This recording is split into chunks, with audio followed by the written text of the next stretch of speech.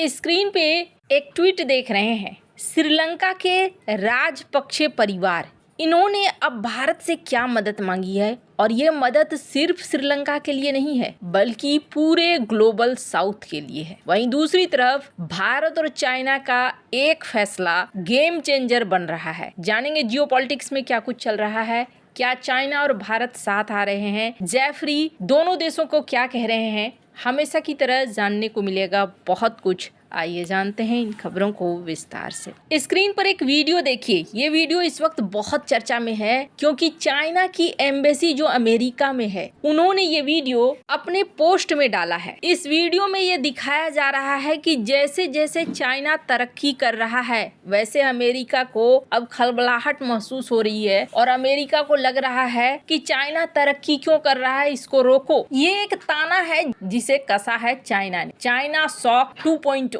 China ये दिखलाना चाहता है कि किस तरीके से अब जब हम आगे बढ़ रहे हैं तो ये एक शॉक की तरह आ रहा है, चाहे सोलर एनर्जी के सेक्टर में हो या ईवी के सेक्टर में हो। अब चाइना शॉक 2.0 क्यों कहा गया तो आपको बता दूं, चाइना शॉक ये जो शब्द है पहले अमेरिकी अर्थशास्त्रियों डेविड डॉड और गार्डन हैंस ने निकाला था। साल 2013 साल 2016 में ये शब्द अपने रिसर्च पेपर में डाले थे, जिसमें इन्होंने कहा था कि पश्चिमी कंपनियां बड़े पैमाने पर पहुंची चाइना के अंदर क्योंकि वहां सस्ता श्रम था और प्रोडक्शन था। चीन दुनिया का सबसे बड़ा निर्यातक बन गया और अमेरिका में इसका नकारात्मक असर पड़ा। लगभग 10 लाख मैन्युफैक्चरिंग नौकरियां चली गई, कुल 24 लाख नौकरियां प्रभावित हुई और इसे माना गया चाइना शॉक 1। और ये 2 क्यों है? क्योंकि अब ईवी के सेक्टर में भी चैलेंज करने लगा चाइना और टेक्नोलॉजी के सेक्टर में भी चैलेंज करने लगा। अब ये दिखा रहा है कि चाइना और अमेरिका के बीच में कंपटीशन ही नहीं, अब तनातनी भी बहुत तेज बढ़ती जा रही है और इस बीच इसका असर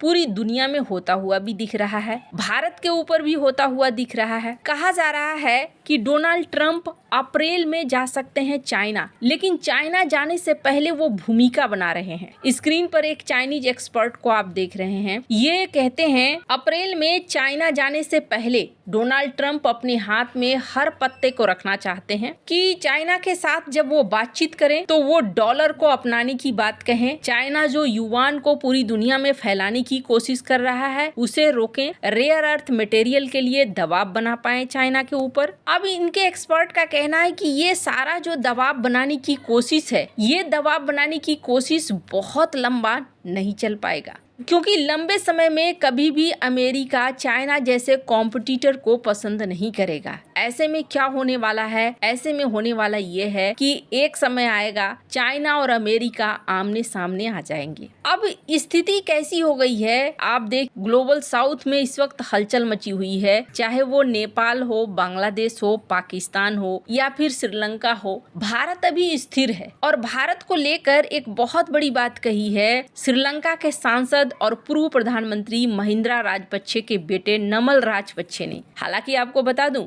राजपक्षे परिवार हमेशा से चाइना का समर्थक रहा है, लेकिन नमल राजपक्षे ने भारत से दक्षिण एशिया में बड़ी भूमिका निभाने की अपील की। उन्होंने कहा कि इस क्षेत्र के सामने आने वाली साझा सुरक्षा और राजनीतिक चुनौतियों के निपटने के लिए भारत एक अहम भूमिका निभा सकता है। नमल ने दक्षिण एशिया में मजबूत क्षेत्रीय सहयोग की अपील की। सोशल मीडिया प्लेटफॉर्म पर एक पोस्ट में की गई उनकी टिप्पणियां हाल के सालों में श्रीलंका, बांग्लादेश और नेपाल में लगातार राजनीतिक अशांति के माहौल में आई है। वैसे आपको बता दूं, नमल अभी श्रीलंका की दूसरी सबसे बड़ी पार्टी के अघोषित प्रमुख हैं। नमल राजपक्षे ने क्या लिखा है?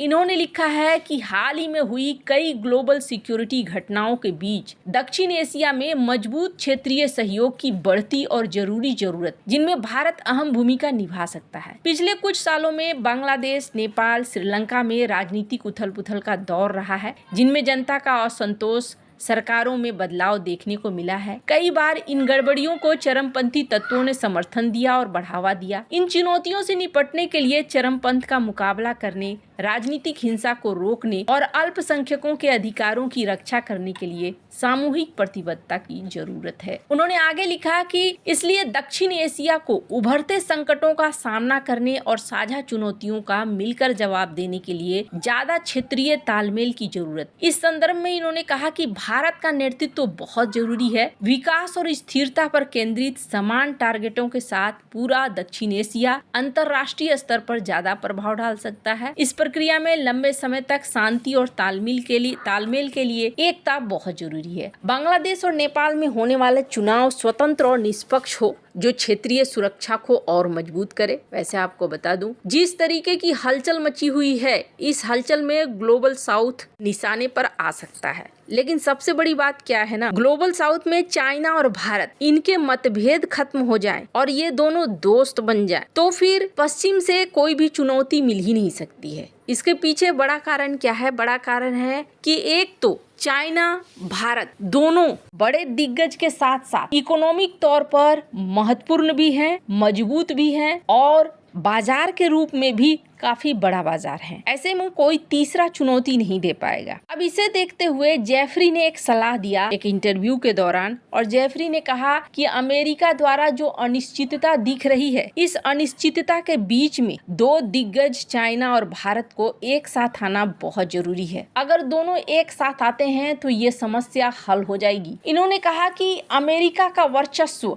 अब अमेरिका ने जैसे द्वितीय विश्व युद्ध के बाद लगभग 100 देशों में शासन परिवर्तन की कोशिश की, युद्ध, तख्तापलट, अशांति भड़काना, ये सारी चीजें चलती रहेंगी। इन्होंने कहा कि अगर चाहिए कि स्थिर होना है तो ब्रिक्स देशों को एक साथ आना होगा, चाइना भारत को एक साथ आना होगा। अब इस क्रम में एक और चीज आप देखेंगे, भारत ने भी धीरे धीरे कुछ ऐसे फैसले लेने शुरू कर दिए हैं जो दोनों देशों के संबंधों के लिए मजबूत है। जैसे कि रॉयटर्स की इस खबर को देखिए, जिसमें कहा जा रहा है कि भारत प्लान कर रहा है चाइनीज कंपनियों के ऊपर जो भारत एक्शन लेता है उस एक्शन को कम करने की। वहीं दूसरी तरफ भारत ने ई वीजा लागू किया है ताकि चीनी लोगों को बिजनेस पर्पस पर अगर भारत आना है तो दिक्कत न हो। वहीं दूसरी तरफ ई वीजा से दोनों देशों के बीच कारोबारी संबंध एक बार फिर से बहाल होंगे। ये कुछ अच्छे संकेत हैं। वैसे आपको क्या लगता है, बदलते हुए समय के साथ भारत जो ये एक्शन ले रहा है ये सही है या नहीं? कमेंट कर अपनी राय जरूर बताएं। जल्द मिलते हैं अगले वीडियो में नई खबर के साथ।